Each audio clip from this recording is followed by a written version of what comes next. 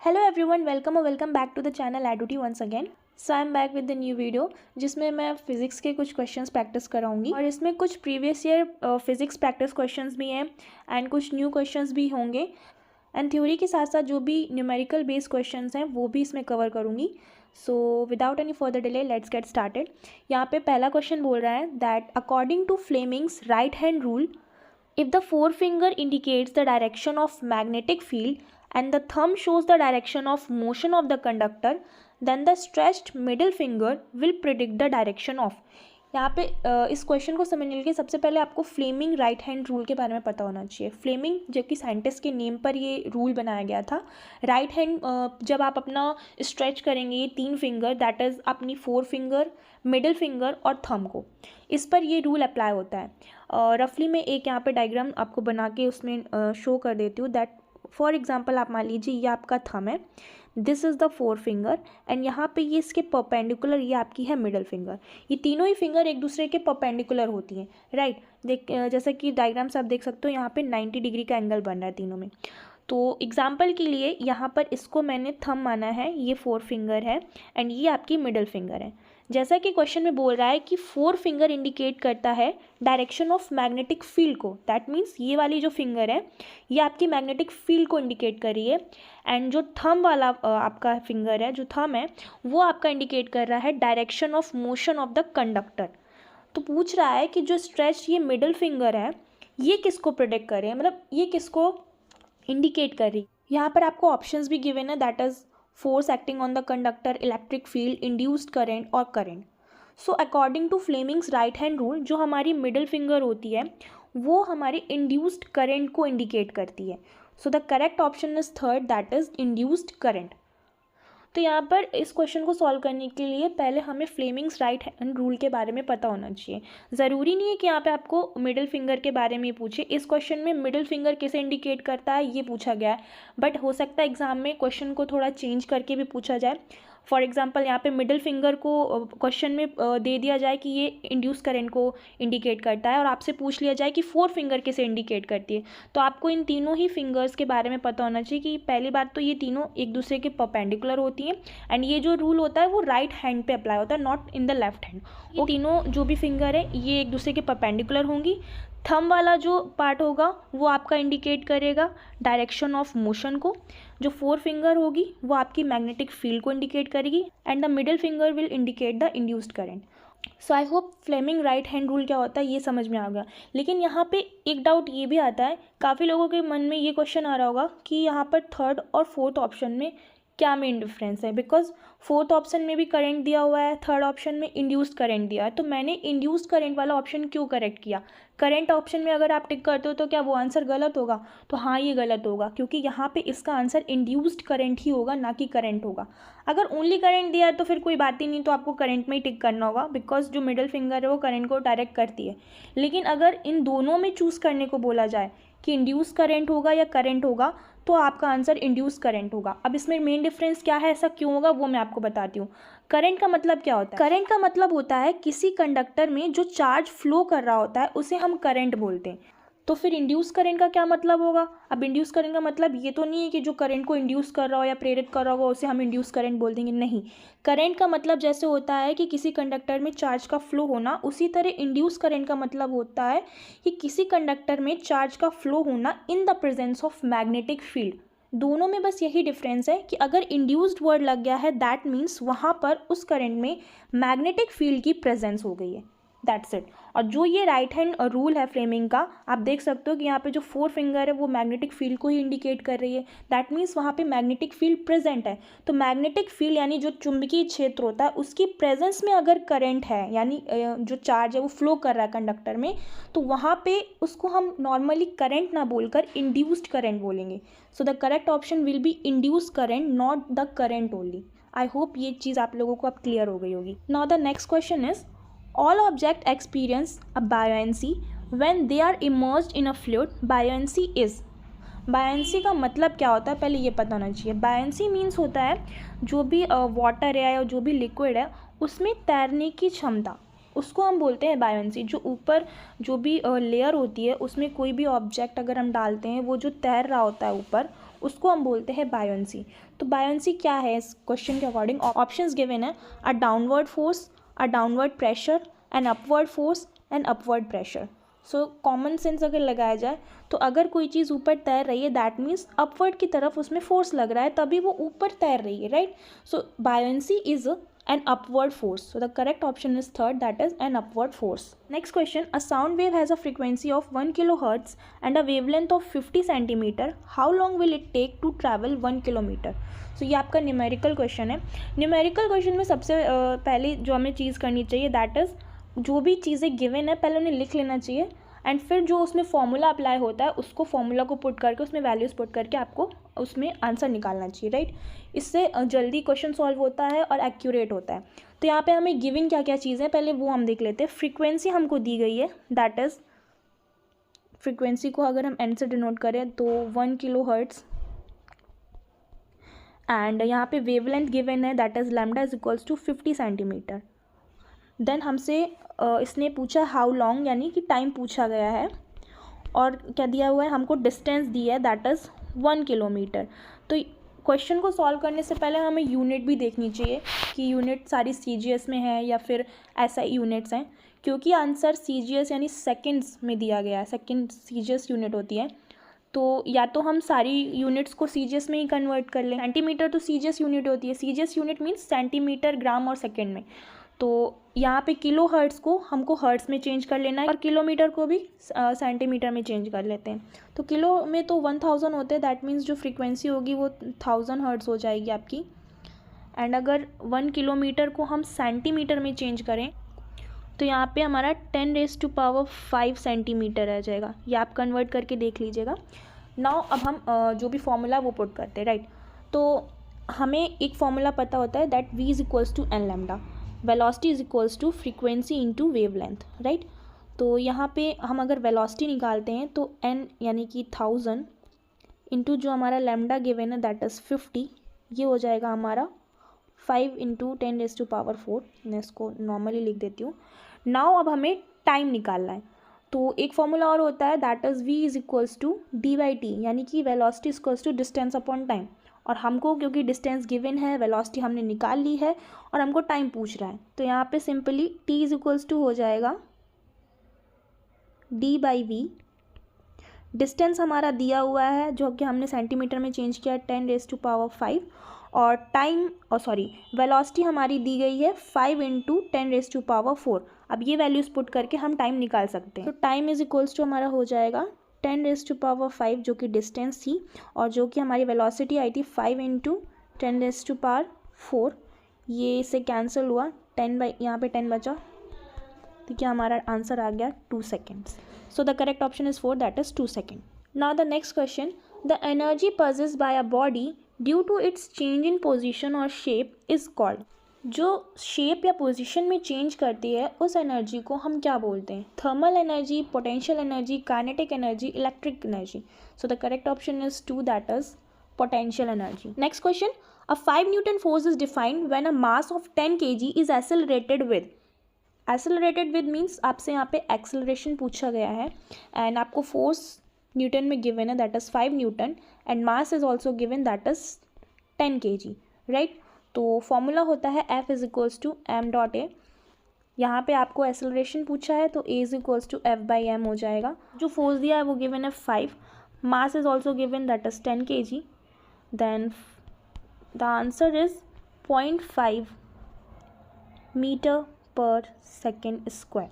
अब यहाँ पे यूनिट्स का ध्यान देना है क्योंकि जो ऑप्शन है वो दो सिमिलर हैं। यहाँ पे एक सेंटीमीटर पर सेकेंड स्क्वायर है एंड एक है आपका मीटर पर सेकेंड स्क्वायर। तो आपको पता होना चाहिए कि यहाँ पे जो फोर्स है वो न्यूटन में गिवन है एंड जो मास है वो केजी में गिवन है। तो दैट मीन्स जो दोनों यूनिट्स हैं वो ऐसा ही यूनिट है, तो एक्सेलरेशन की जो यूनिट होगी वो भी ऐसा ही यूनिट में आएगी, that is metre per second square. So the correct option is second, that is metre per second square. Next question, the twinkling of a star is due to the atmospheric. जो stars हमारे चमकते हैं उनका reason क्या है? Diffraction of starlight, reflection of starlight, refraction of starlight, dispersion of starlight. So the correct option is third, that is refraction of starlight. Refraction means जो अपवर्तन होता है उसकी वजह से जो स्टार्स होते हैं वो ट्विंकल करते हैं। Next question, the time period of a 1 metre long pendulum approximates to, आपको लेंथ दी गई है दैट इज़ 1 मीटर, एक पेंडुलम की लेंथ है, आपसे टाइम पीरियड पूछ रहा है। सो उसके लिए आपको पेंडुलम का जो टाइम पीरियड होता है उसका फॉर्मूला पता होना चाहिए बेसिक सा। तो उसका फॉर्मूला होता है T is equals to 2π/L/g, जहाँ पे जो L होता है वो पेंडुलम की लेंथ को डिनोट करता है एंड जो G है वो ग्रेविटी ड्यू टू एक्सेलरेशन है, राइट। तो यहाँ पे हमको वैल्यूज़ पुट करनी है और जो हमारा टाइम है वो निकालना है। यहाँ पे हमारा हो जाएगा T is equals to 2π into √L की वैल्यू है दैट इज़ 1 एंड G हम 10 मीटर पर सेकेंड स्क्वायर हम G की वैल्यू रख सकते हैं, तो यहाँ पे हम 10 रख देंगे, राइट। सो ये फॉर्मूला था, यहाँ पर हमने वैल्यूज़ पुट कर दी थी। अब इसको सॉल्व करने के अलग अलग तरीके हो सकते हैं, मतलब इसको आप चाहो तो पाई की वैल्यूज़ पुट करके कॉम्प्लेक्स तरीके से भी सॉल्व कर सकते हो, सॉल्व तब भी हो जाएगा, बट हमें इसे ईजी से ईजी वे में सॉल्व करना ताकि हमारा कम से कम टाइम लगे वहाँ पे और करेक्ट एक्यूरेट आंसर भी आ जाए, राइट। सो सबसे पहले हमें पता होना चाहिए पाई की वैल्यू क्या होती है। पाई की वैल्यू सबको पता होगी दैट 3.14, ये एग्जैक्ट पाई की वैल्यू होती है, राइट। तो यहाँ पर जब आप पाई की वैल्यू रखोगे और फिर उसे 2 से मल्टीप्लाई करोगे, फिर 10 का रूट निकालोगे, डिवाइड करोगे, तो वो थोड़ा कॉम्प्लेक्स हो जाता है। तो क्यों ना हम इसी को रूट फॉर्म में चेंज कर लें, तो थोड़ा सा दिमाग लगाने की ज़रूरत है। अगर 3.14 को आप रूट फॉर्म में चेंज करोगे तो ये √10 की ही वैल्यू होती है 3.14, राइट। तो अगर आप यहाँ पे पाई की जगह √10 रख दोगे एंड ये तो 1/√10 गिवन है ही है, तो ये √10 से √10 कैंसिल हो जाएगा, तो हमारा कैलकुलेशन सिंपल से सिंपल हो गया। अब वैल्यू बची क्या, 2, तो आंसर हो गया हमारा 2 second, that is third option is correct.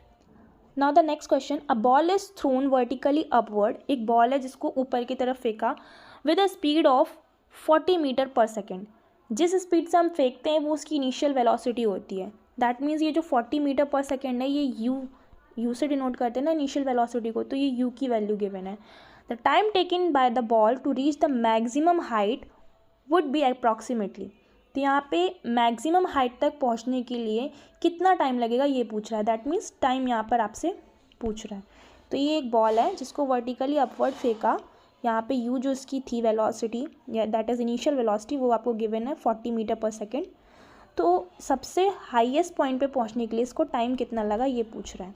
तो हाईएस्ट पॉइंट पर पहुँचेगा उसके बाद वो फिर नीचे आएगा, वो उसकी लिमिट थी ना हाइट, उसके बाद तो ऊपर जाएगा नहीं। दैट मीन्स ये इसका यहाँ पे एंड पॉइंट है और एंड पॉइंट पे यानी कि जो फाइनल वेलोसिटी होगी वो तो ज़ीरो हो जाएगी। तो हम यहाँ पे इक्वेशन ऑफ मोशन लगा देंगे that is v is equals to u plus at।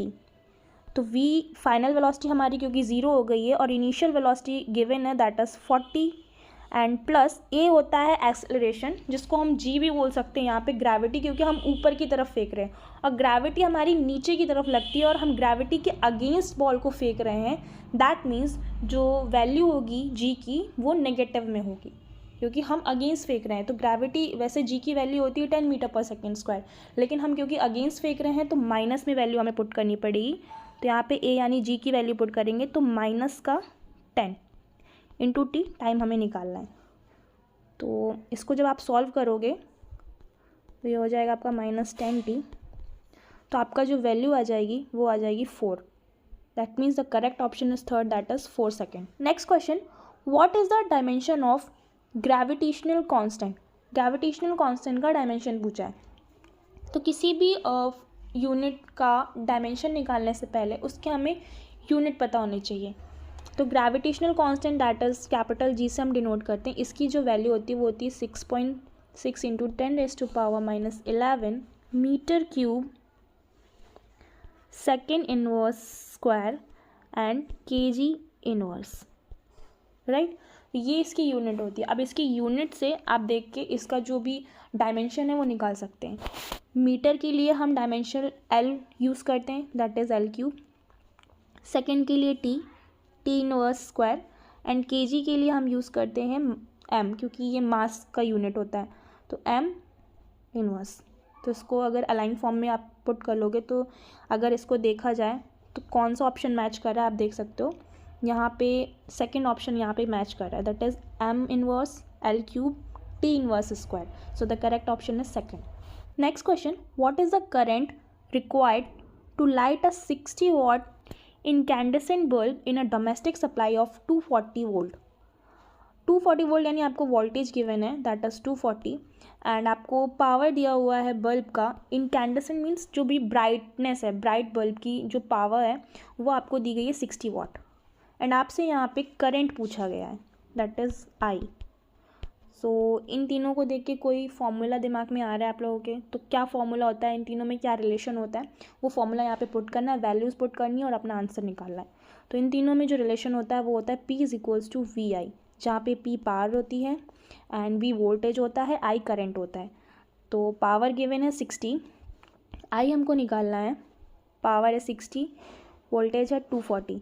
जब इसको आप सॉल्व करोगे तो आपका जो करेक्ट आंसर आएगा वो आएगा second, that is 0.25 ampere. Question, which one of the following correctly represent the SI unit of resistivity. Resistivity की यूनिट क्या होगी एसआई में पूछ रहा है. तो यहाँ पे कुछ ऑप्शंस दिए हैं, ये ऑप्शंस में कुछ भी ऐसी वैल्यूज़ दे दी गई हैं, इमेजिनरी वैल्यूज़ हैं. इसके आगे आपको देखना है कि यूनिट्स क्या दी हैं, उस हिसाब से आपको अपना आंसर टिक करना है, क्योंकि ये एक इमेजिनरी वैल्यू कॉमन है चारों ऑप्शन में. इसके आगे यहाँ पर कुछ भी नहीं गिवन है, दैट मीन्स इस ऑप्शन का मतलब है कि रेजिस्टिविटी की कोई यूनिट नहीं है. यहाँ पे पर मीटर है, यहाँ पे सेंटीमीटर है, यहाँ पे मीटर है. अब आपको ये देखना है कि रेजिस्टिविटी की यूनिट क्या होती है, उस हिसाब से आपको अपना ऑप्शन टिक करना है.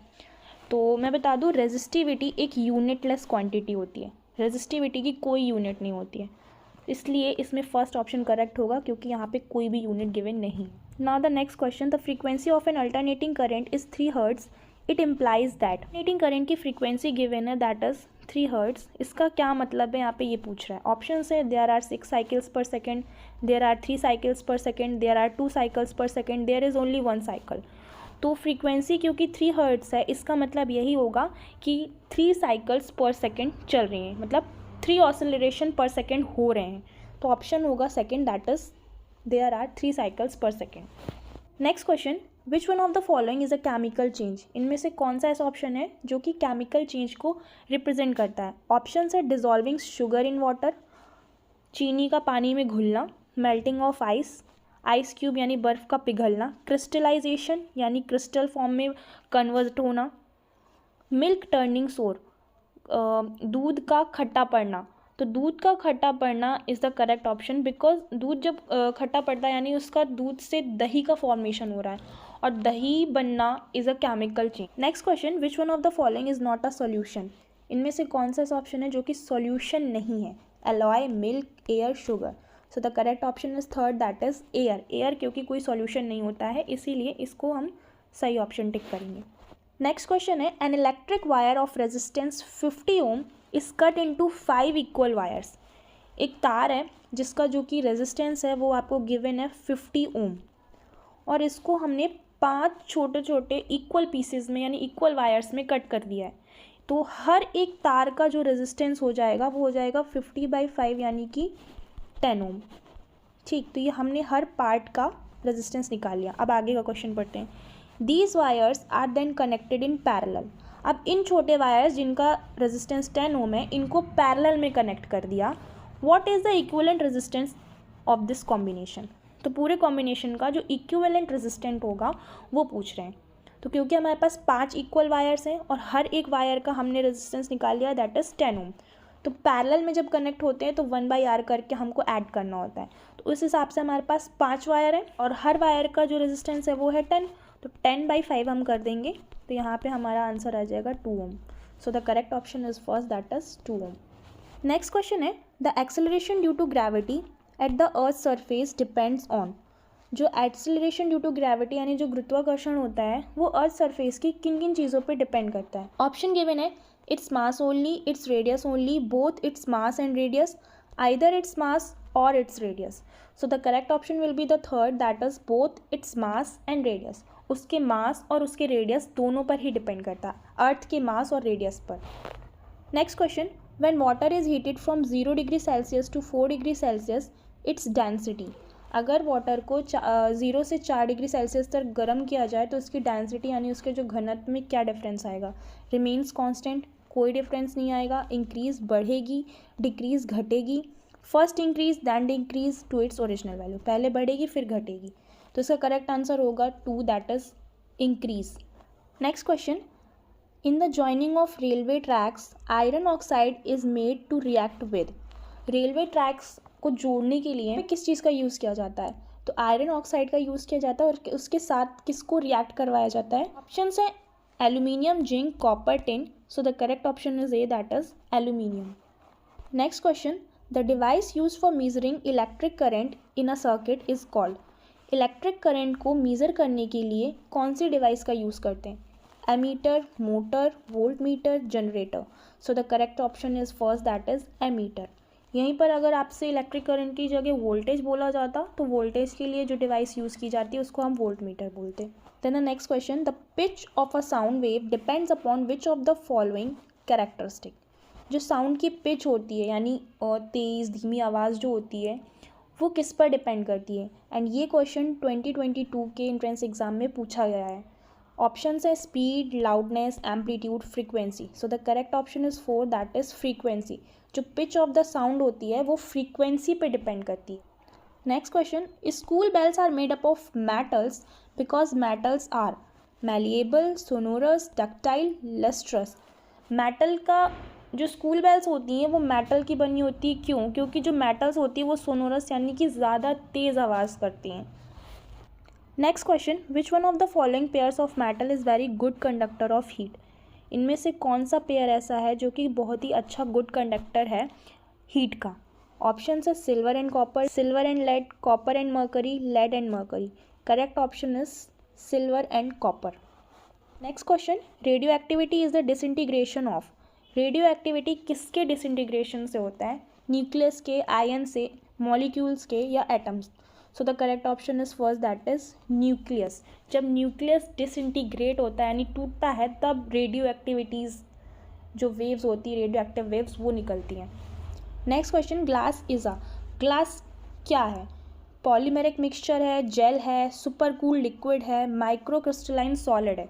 सो the correct option is third, that is super cool liquid. Liquid को ही जब बहुत ज़्यादा ठंडा कर देते हैं तो उस सुपर कूल लिक्विड से ही ग्लास का फॉर्मेशन होता है। Next question, a uniform magnetic field is represented by. जो यूनिफॉर्म मैग्नेटिक फील्ड होती है उसको कैसे आप समझोगे कि ये मैग्नेटिक फील्ड है? क्लोज कर्व बनाएगी या पैरेलल लाइंस बनाएगी या कन्वर्जेंट लाइंस बनाएगी या डाइवर्जेंट लाइन बनाएगी? कन्वर्जेंट मीन्स जब बहुत सारी वेव्स एक साथ यहाँ पे मिले, और डाइवर्जेंट मीन्स जब वो वेव्स फैले यानी अलग अलग हो जाएं। ऑप्शन इसका होगा correct second, that is parallel lines. Next question, the time taken for sunlight to reach the earth is about. Sunlight को अर्थ तक पहुंचने में कितना टाइम लगता है? एंड ये क्वेश्चन आपका 2022 में ये भी पूछा गया है। ऑप्शंस गिवन है 10 minutes 3.3 second, 6 minute 5.5 second, 8 minute 16.6 second, 9 minutes 8.8 second. So the correct option is third, that is 8 minute 16.6 seconds. And last but not the least, यहाँ पे जो लास्ट क्वेश्चन है इस वीडियो का, if a current is pass through a spring. अगर कोई current किसी spring से पास होता है by chance, then the spring will B expand, compress, remain same, first expand then compress. Expand मतलब फैलेगी, कंप्रेस मतलब सिकुड़ जाएगी, रिमेन सेम मतलब कोई फ़र्क नहीं पड़ेगा, और पहले फैलेगी फिर कंप्रेस होगी। सो the correct option is second, that is compress. अगर स्प्रिंग से हम करंट को पास करते हैं तो यही स्प्रिंग कॉम्प्रेस हो जाएगी यानी कि सिकुड़ जाएगी। So the correct option is second, that is compress. So this is all about today's video and I hope आप लोगों को जो भी न्यूमेरिकल्स हैं वो समझ में आए होंगे। एंड जो भी डाउट्स है या जो भी प्रॉब्लम्स है आप लोग मुझे कमेंट सेक्शन में पूछ सकते हैं। Thank you so much for watching this video.